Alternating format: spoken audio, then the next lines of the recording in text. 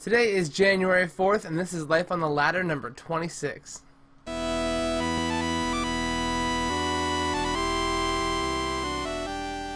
Welcome back to Life on the Ladder, and today we are watching JetLi, the orange Protoss player, versus the green Zerg. His name is RYTAI. I'm guessing on that one. RYTAI? It might be RYTAI. Regardless, this is going to be a ZvP. We're at cross positions. Really interested to see what we get out of today's game. This was sent into my IamSilvertone at gmail.com account. Been suffering for some Terran replays recently, guys, so if you're a Terran, please get those replays into me. I'd love to see what the meta for Terrans is looking like right now. Had the pleasure of casting a clan war yesterday. It was 4 hours long. I'm considering uploading that just to see if you guys are into watching clan wars. We do have some standard play so far. A hatch first for RYTAI. Looks like a Nexus first for JetLi.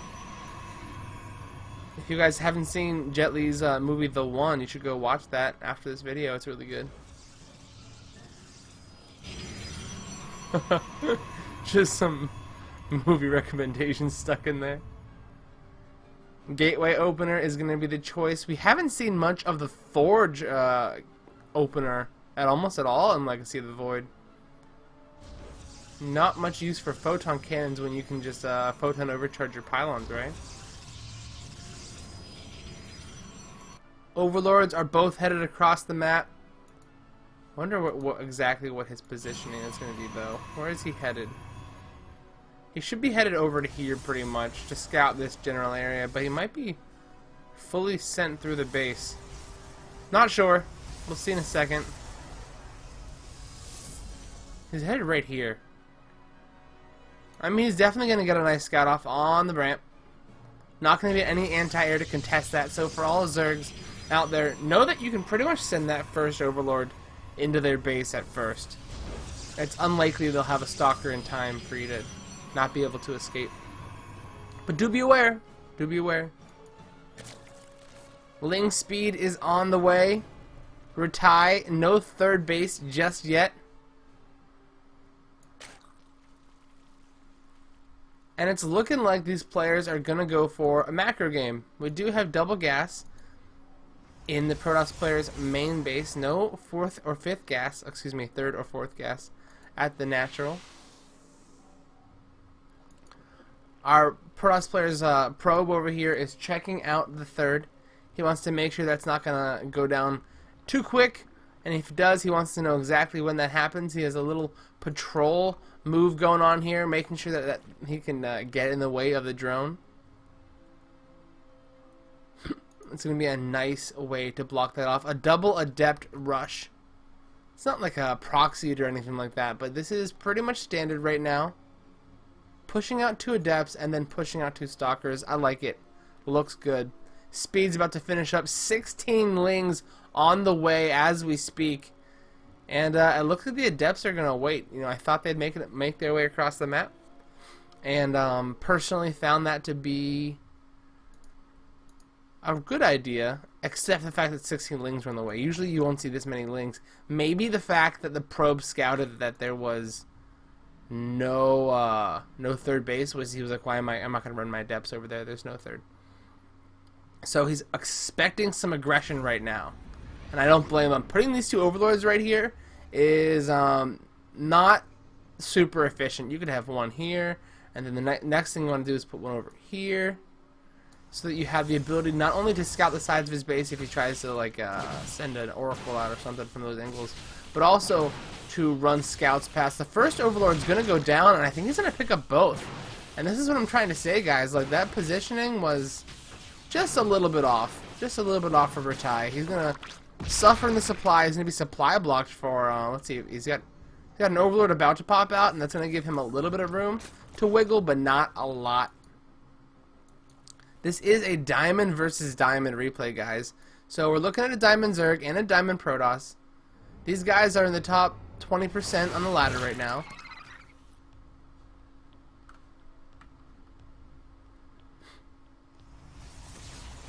More gateways warping in. Lings trying to get some kills, but they're going to change their minds, recognizing that the army that is there is probably going to be an inefficient battle to take. RYTAI playing very, very conservative. This third base is kind of coming around 5 minutes and 30 seconds, and that's actually pretty slow. I like this trap he's setting up. The first drones that come down, I guess, are going to be frozen. It's going to delay mining. That's a nice little touch there. A nice way to use your energy with if you're not going to be killing drones. I probably would have tried to use Revelation. Revelation is an underused ability that is more and more powerful in Legacy of the Void. Really gives you a solid idea of where the enemy is. The Lings are going to come in. They're going to cause 1 photon overcharge to be set off, 2 photon overcharges to be set off. And that's 50 energy down, but it's also, I think, like 6 or 7 Lings going, dying. And I think that trap he set just went off on those larvae, so... probably not the thing you want to do with your energy. I still say use a Revelation. Tons of Lings are out on the map. Upgrade sitting at +1 care, but he gets a decent surround on the ramp. 1 stalker going to go down. Lings piling in the bottom. Photon overcharge really doing its job. And the Lings are just going to get massacred. Like, look at all the blood. There's just probably not what you want to do with your Lings. Especially since he really invested so much into not getting his third earlier. And instead going for a 16 earlier Lings. Getting some map control. And what we're seeing is JetLi is now at 86 supply to RYTAI's 82 supply. Now, as a Zerg, you really never want to be on equal bases or equal supply with your opponent. You are the swarm. You want to have more. You want your economy to be stronger. You want your units to be more plentiful. But today is not that day, as JetLi is keeping up and macroing very well, playing very safe, setting up a powerful Sim City. I see a photon cannon go down by the side of that base, and nice positioning on that. I like this choke he's created here. I'm pretty sure he can get any units he needs down that ramp.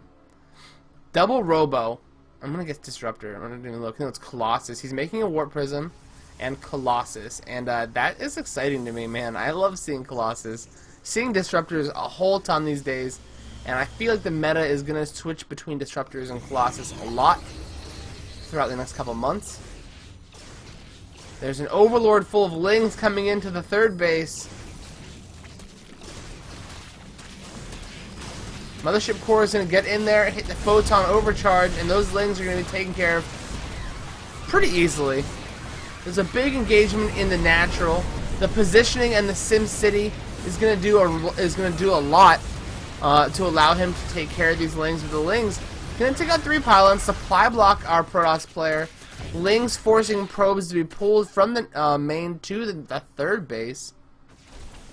And yeah, these Lings are definitely causing some issues. Some units going down, Stalker being taken out here on the ramp between the main and the natural. Some more Lings engaging outside the third. They're still trying to wrap around, and this is a common style I've been seeing a lot. If you're going to go Lings, you just try like pretty much to not fight their army, just get into their base and do as much damage that way. Nice surround, full surround almost here. The first Colossus going down. Adepts doing their job, fending off the Lings around the second Colossus. And yeah, supply now favoring JetLi, so 125 to 107. RYTAI doing a good job getting damage done, taking his fourth base with the Warp Prism. We did miss a little bit of the Warp Prism action. Warp Prism dropping in some Adepts, warping in some other Adepts. And they are just getting as much damage done as they can. Probe count is 65, drone count 57. So 65 to 57 is the worker count. Our Zerg player is suffering a little bit for economy. He's close to the drone count he wants to have. He has got 4 hatcheries, but he's just making Lings. Oh my god. That was really cool. So that trap there is going to pick up a really awesome hold on all those Lings. Oh my god. All those lings are just being... he should go in and... I don't know if they're invincible during that time. I guess they are. But... really nice way of just holding all those lings in position. As soon as they come out, he's going to try to pick up as many as he can before they run away.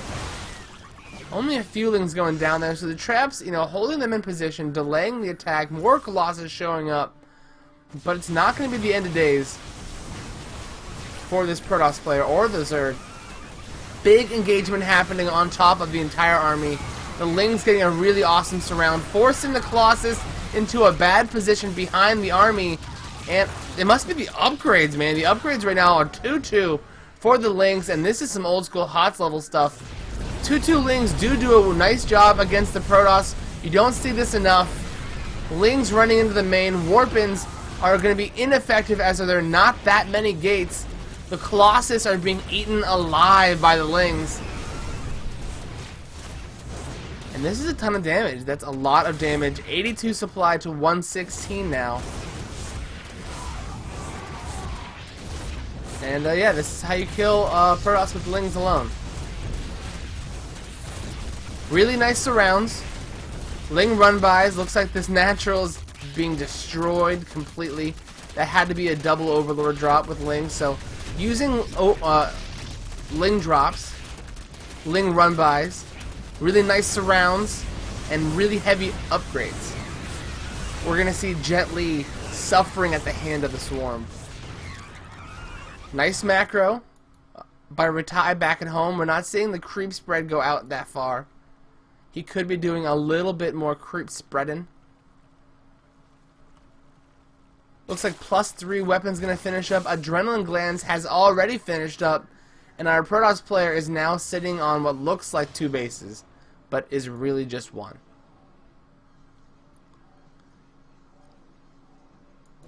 Massive amounts of lings still coming in. And this is where he really needs to be landing the big disruptor hits.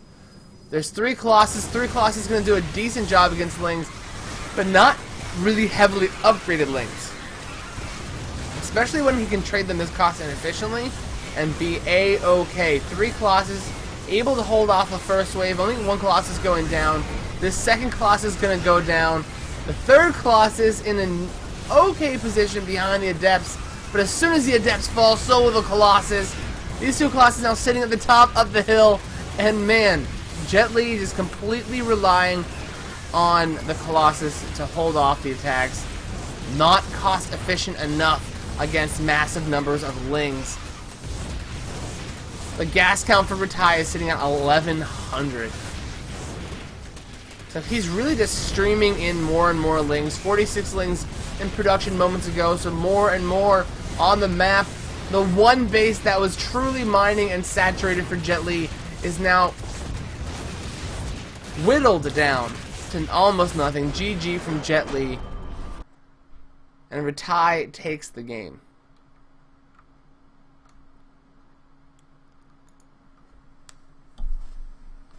That wasn't the game I expected to see, but it was the game that we received. So yeah, that was JetLi. We're seeing a reason why people aren't using Colossus as much, I guess.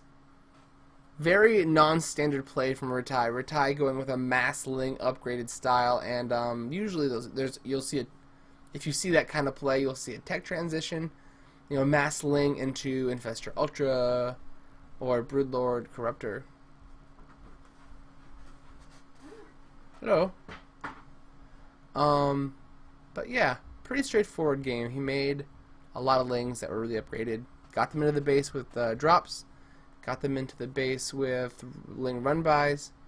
And overall, really powerful play. That's it for today, guys. Pretty straightforward game. Have a good day. So here comes the Observer. Third base down for both players. This is like, if you're looking how to play this version of the meta, both players playing almost exactly the same, except with their tech change being different, is an awesome, awesome way to do it, guys. Double Forge down for Mechanic.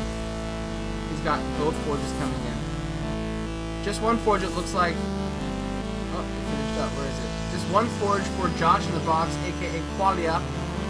My brain can't seem to settle on one or the other. I thought this was double Stargate, but I only see one Stargate. It's a robotics bay or facility.